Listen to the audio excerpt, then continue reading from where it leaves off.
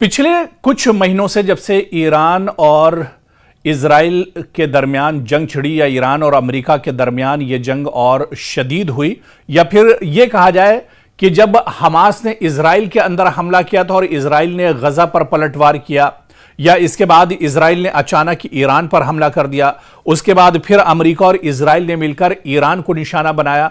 इन मशरिक़ वस्ता में इन तमाम जंगों के दरमियान, इन तमाम मंजरनामों के बीच अगर किसी की निगाहें मशरिक़ वस्ता पर सबसे ज्यादा दरअसल टिकी हुई थी तो वो दरअसल कोई और नहीं, वो नॉर्थ कोरिया था, वो शुमाली कोरिया था, जो इस पूरे मंजरनामे पर दरअसल नजर गड़ाए हुआ था और इस पूरे मंजरनामे को देख रहा था।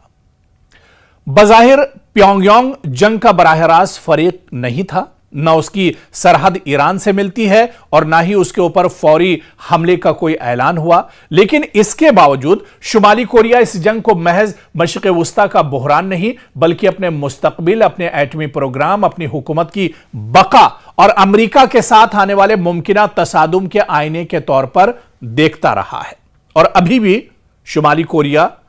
या प्योंगयांग की बात करें तो वो पूरी तरह से अलर्ट है। जब यह जंग चल रही थी उस वक्त आपको याद होगा कि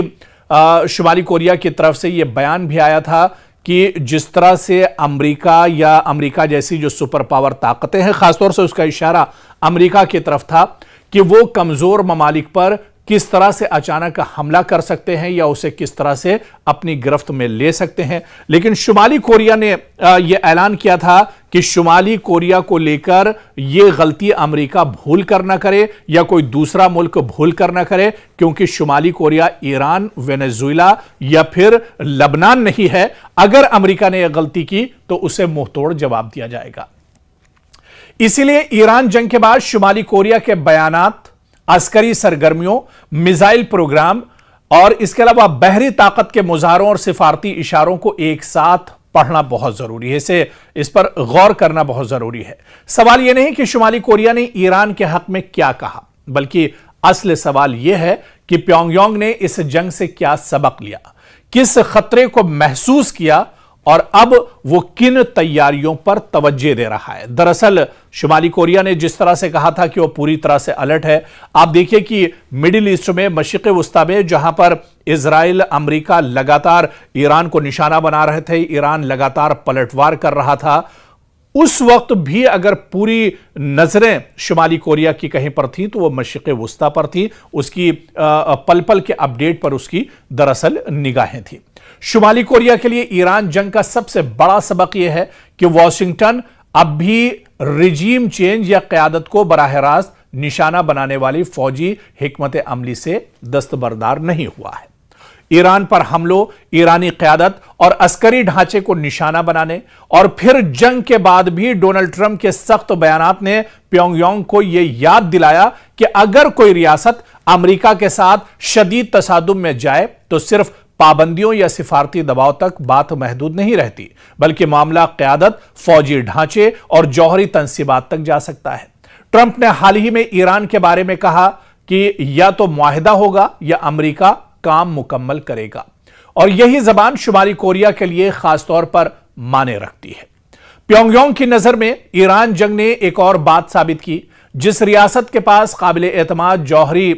डिटरेंस ना हो वो अमेरिका या इजरायली दबाव के सामने ज्यादा गैर महफूज हो जाती है। यही वजह है कि जनूबी कोरिया के सदर ने भी कहा कि ईरान जंग के बाद शुमाली कोरिया अपने जौहरी हथियार छोड़ने पर पहले से भी कम आमादा होगा। उनके मुताबिक